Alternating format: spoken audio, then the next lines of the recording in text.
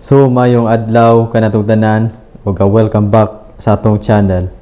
Ug daghan kayong salamat mga par sa inyong pagsuporta ug sa kuang mga viewers, sa kuang mga subscribers.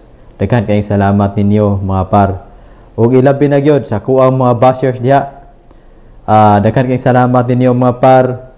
Nya mahinaot nga namo sa maayong panglawas. Unya, sa dili pa ta magpadayon mga par sa tuang video reaction, palihog ko og subscribe mga par para ma-update sad mo sa atong mga i-upload nga mga video reaction. Nara tay subscribe button diha nasa ubos sa tuang profile. I-click lang na ninyo mga par para ma-update mo sa atong mga i-upload nga mga video reaction.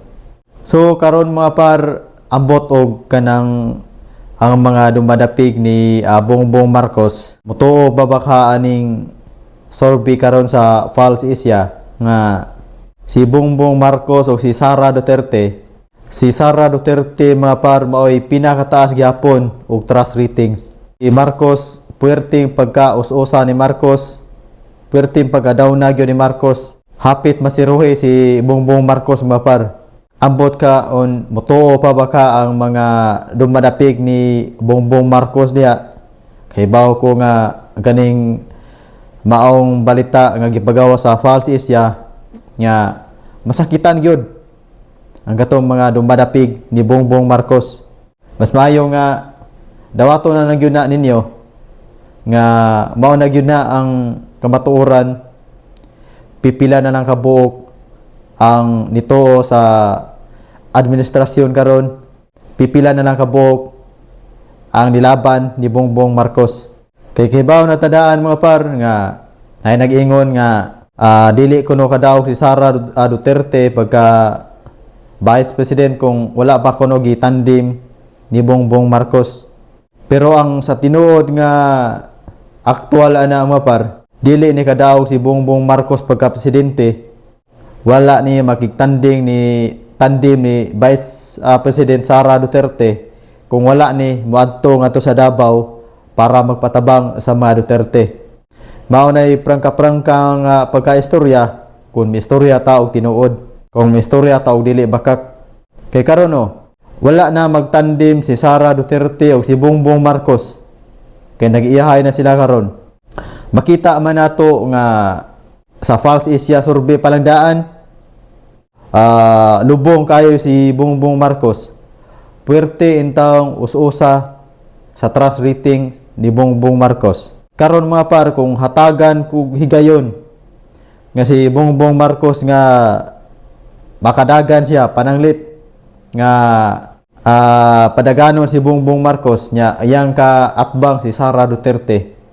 Klaro kayo mga par, klaro pa sa sikat sa araw nga ilubong gyud si Bongbong Marcos. Dili gina kadaog si Bongbong Marcos mga par kung hatagan sa higayon nga makadagan si Marcos og balik. Mao na nga tungod sa iyang gibuhat, tungod sa ilahang gibuhat ni Tatay Digong nga ilang gitabangan, ilang gidakop, ilang gibaligya nga to sa ICC. Usa ka to sa nakapa sa trust ratings ni Bongbong Marcos kay tungod daghang naglagot niya, ilabi na gyud sa mga dumadapig kayo sa mga Duterte. Kaysa ato nang giingon dire nga bisan pag eleksyonon karon, bisan pag mag-eleksyon ikaugma, mag-atbang si Sara Duterte o si Bongbong Marcos, magpaputol ko sa akong liog kung si Bongbong Marcos makadaog ni Sara Duterte. Kung istorya tawag ka ng tinuod, kung istorya tawag dili bakak, mo na nga katong mga dumadapig ni Bongbong Marcos diya, dawata na lang ninyo nga ang inyong paabot nga kunuhay nga mao'y makahawas sa kalisod sa Pilipinas. O dawata na lang ninyo nga puwerte na intang us-usa sa iyang trust ratings o pila na lang kabuok ang nituo ni Bongbong Marcos.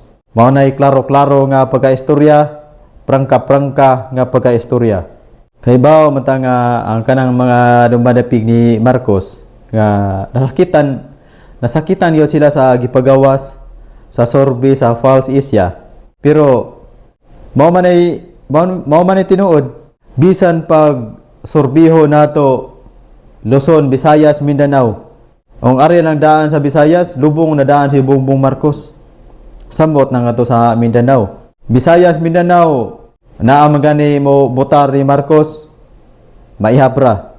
Hibaw na ta mga par nga ang mga Bisaya, solid yun na sa mga Duterte. Die hard sila sa mga Duterte. O na magay mga Bisaya nga against ni Duterte, aw choice na nila. Karapatan sa na nila. Kay kita diri yahay mantaga ng panglantaw. Kung unsay paglantaw nila sa administrasyon karon nga paminaw nila nindot nakauyon sila, choice na nila.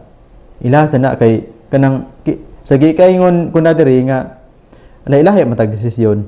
Kay kang kuan dra ba kay ang mga diehard ba ni Bongbong Marcos kung sila'y pasultion, taas ko trust rating si Bongbong Marcos. Unya kaning survey sa Falls Isya, dili man ni ingon binuang lang, dili man nagikan nato mismo sa Falls Isya nagikan, dili man na ingon nga mahitabo nga maabot buhat lang. Kay makita man sa nato sa mga reaksyon sa mga tao nga daghan gyud ang naglagot ni Bongbong Marcos. Unya ang uban god kaysa una atong pagdaga ni Bongbong Marcos, nagtandem sila ni Sara Duterte. Daghan kay nag-ingon nga mabutar sila ni Bongbong Marcos kay tungod ni Sara Duterte.